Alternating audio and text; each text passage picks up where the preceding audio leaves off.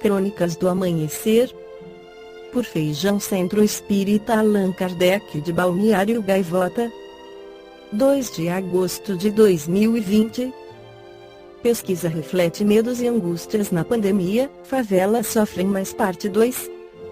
No início de maio, a ciberativista Priscila Oliveira começou a sentir os sintomas da Covid-19. Ela e a mãe, moradoras de um bairro periférico de Niterói, RJ, se cuidavam desde abril e já saíam de máscara e luvas, mesmo antes das recomendações oficiais. Só iam ao mercado e à farmácia, saindo o mínimo possível, conta ela ao TAB. O maior medo é realmente pela falta de acessibilidade e serviços de saúde. Como a gente bem sabe, dificilmente o SUS sustenta essa pandemia, diz ela, que foi com a mãe a uma unidade básica de saúde.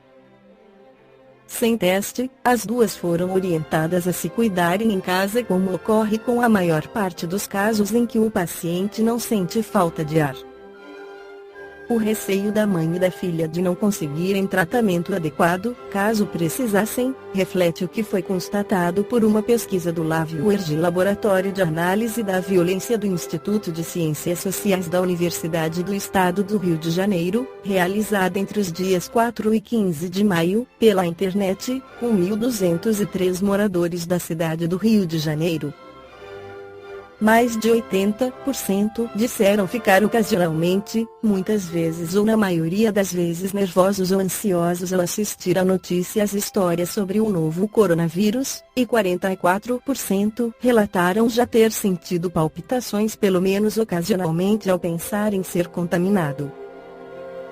Falta de interesse ou pouco prazer em atividades do dia a dia 58,1%, cansaço 54,5% e angústia 46,9% são as sensações negativas predominantes marcadas pelos entrevistados.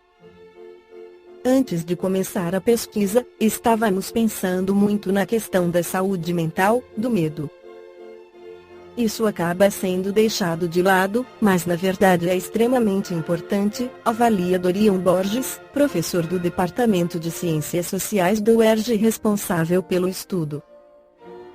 O dado que mais chamou a atenção dos pesquisadores, segundo Borges, é que o receio de ter Covid-19 e de morrer em consequência disso é maior para aqueles que moram em favelas. 71,8% dos habitantes desses locais que responderam à pesquisa disseram temer o vírus, ante 55,6% dos que não moram em favelas, e 56% dos que moram nas favelas afirmaram ter medo de morrer por Covid-19, contra 33,7% do restante da população. Medo politizado. A pesquisa aponta, ainda, que a diferença na sensação de medo da Covid-19 não ocorre só entre favela e fora dela. Há discrepância significativa também entre os apoiadores e não apoiadores da gestão de Jair Bolsonaro sem partido. O maior medo dos entrevistados que apoiam o presidente, 44,8%, é de ficar sem condições financeiras para sustentar a família. Já entre os que dizem não apoiá-lo, o receio predominante é perder familiares e amigos para a doença, 55,4%. As pessoas que são muito vinculadas ao presidente tendem a acreditar que a pandemia é uma estratégia política, uma histeria. O medo não é realmente de perder a família ou de se contaminar. É uma transposição do medo de uma questão de saúde pública para um medo mais objetivo, de ordem financeira, avalia. Seja qual for a origem ou motivação do medo, Borges ressalta que a saúde mental não pode ser deixada de lado na formulação de políticas públicas. A partir do momento em que a pessoa começa a sentir medo, ela desenvolve outros comportamentos que podem reverberar para o futuro, e ter efeitos a longo prazo, alerta. Allan Kardec retorna ao tema medo da morte em O Céu e o Inferno. O homem, em qualquer situação social, desde o estado de selvageria, tem um pressentimento inato do futuro. Sua intuição lhe diz que a morte não é a última fase da existência e que aqueles que choramos não estão perdidos para sempre.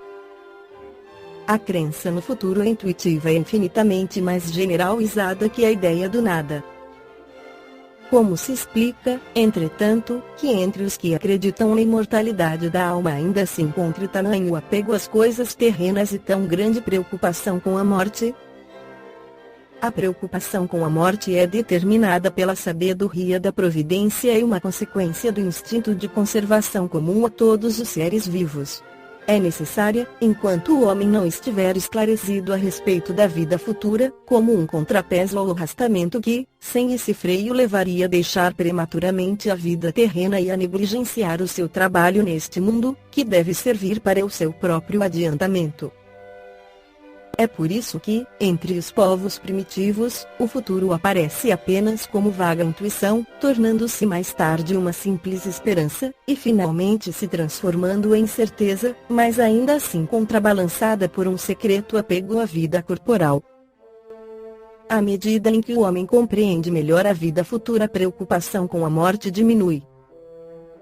Mas, ao mesmo tempo, compreendendo melhor a sua missão na Terra, ele espera o seu fim com mais calma, resignação e sem medo. A certeza da vida futura dá novo curso às suas ideias e outra finalidade aos seus trabalhos. Antes de ter essa certeza, ele só trabalha com vistas à vida presente.